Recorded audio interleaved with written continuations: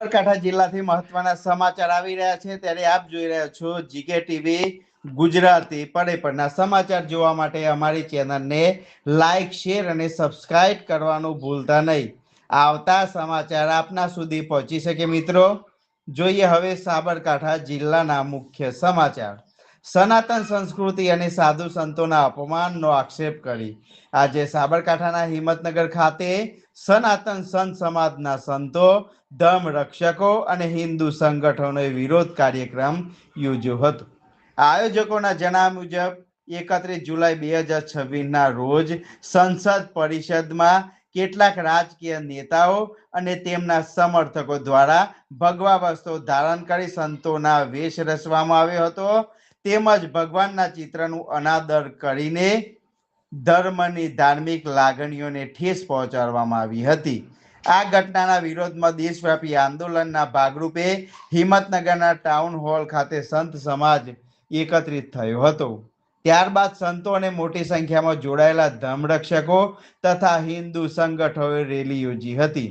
જિલ્લા કલેક્ટરને આવેદનપત્ર પાઠવ્યું હતું. આવેદનપત્રમાં દોષિતો સામે કડક કાનૂની કાર્યવાહી, એફઆરઆઈ નોંધવાની તેમજ સંબંધિત સાંસદોનું સભ્યપદ રદ કરવાની માંગ કરવામાં આવી હતી. જિલ્લા કલેક્ટર મારફતે મહામહિમ રાષ્ટ્રપતિ અને કેન્દ્ર સરકાર સમક્ષ પણ વિવિધ રજૂઆતો મોકલવામાં આવી હતી. સનાતન સંત સમાજ વતી પૂજ્ય શાંતિગીરીજી મહારાજે જણાવ્યું હતું કે જો યોગ્ય ન્યાય નહીં મળે તો આગામી સમયમાં દેશવ્યાપી આંદોલન અને કાનૂની લડત સહિતના કાર્યક્રમો હાથ ધરવામાં આવશે. આ કાર્યક્રમમાં હિંમતનગર તેમજ આસપાસના ગામોમાંથી મોટી સંખ્યામાં સંતો, ધર્મરક્ષકો અને હિન્દુ સંગઠનો જોડાયેલા હતા.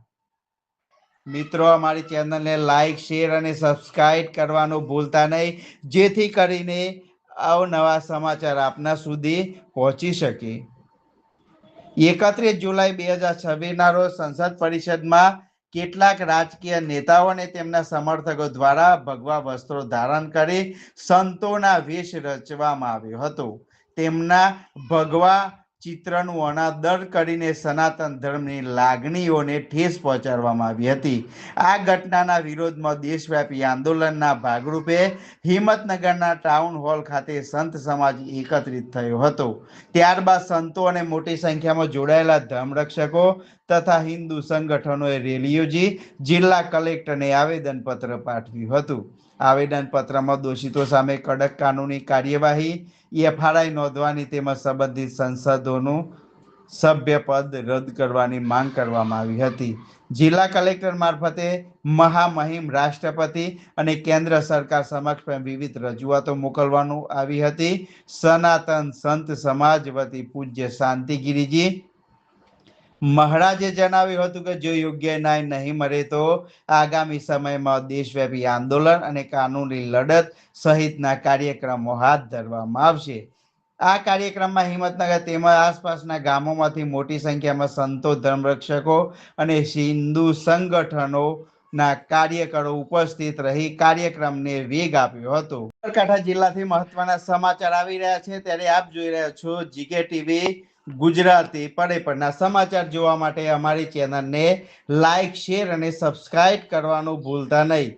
આવતા સમાચાર આપના સુધી પહોંચી શકે મિત્રો. જોઈએ હવે સાબરકાંઠા જિલ્લાના મુખ્ય સમાચાર. સનાતન સંસ્કૃતિ અને સાધુ સંતોના અપમાનનો આક્ષેપ કરી આજે સાબરકાંઠાના હિંમતનગર ખાતે સનાતન સંત સમાજના સંતો, ધર્મ રક્ષકો અને હિન્દુ સંગઠનોએ વિરોધ કાર્યક્રમ યોજ્યો હતો.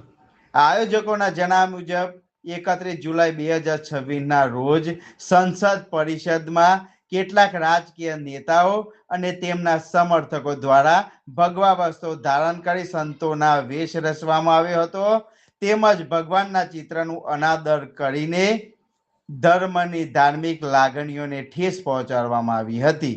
આ ઘટનાના વિરોધમાં દેશવ્યાપી આંદોલનના ભાગરૂપે હિંમતનગરના ટાઉન હોલ ખાતે સંત સમાજ એકત્રિત થયો હતો. ત્યારબાદ સંતો અને મોટી સંખ્યામાં જોડાયેલા ધર્મરક્ષકો તથા હિન્દુ સંગઠનોએ રેલી યોજી હતી. જિલ્લા કલેક્ટરને આવેદનપત્ર પાઠવ્યું હતું. આવેદનપત્રમાં દોષિતો સામે કડક કાનૂની કાર્યવાહી, એફઆરઆઈ નોંધવાની તેમજ સંબંધિત સાંસદોનું સભ્યપદ રદ કરવાની માંગ કરવામાં આવી હતી।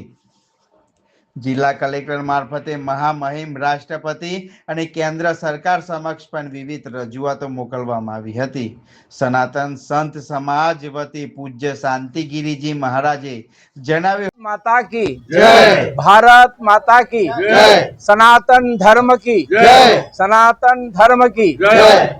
पप्पू यादव रावण का वेश धारण करके सनातन धर्म को लांछित करने के लिए जो उन्होंने काम किया है, इसीलिए हम लोगों ने इस रैली निकाली है कि इस भारत देश के अंदर 100 करोड़ हिंदू सनातनी लोग होते हुए भी इन्होंने ये साहस किया है। ये खरेखर साहस इनके जीवन में इस चीज़ों का मालूम हो जाए कि संत कैसे होते हैं, संत कितनी तपस्या करते हैं, संतों को किस तरह से अपना नागा बनाया जाता है। और तुम ऐसा वेश धारण करके जो काम किया है, ये बिल्कुल सनातन विरोधी काम किया है। इसीलिए उनको उनकी सदस्यता रद्द होनी चाहिए। संजय गांधी की भी होनी चाहिए, खड़गे साहब की भी होनी चाहिए, राहुल गांधी की भी होनी चाहिए। तो इसीलिए हम लोग यहाँ आए हैं और हम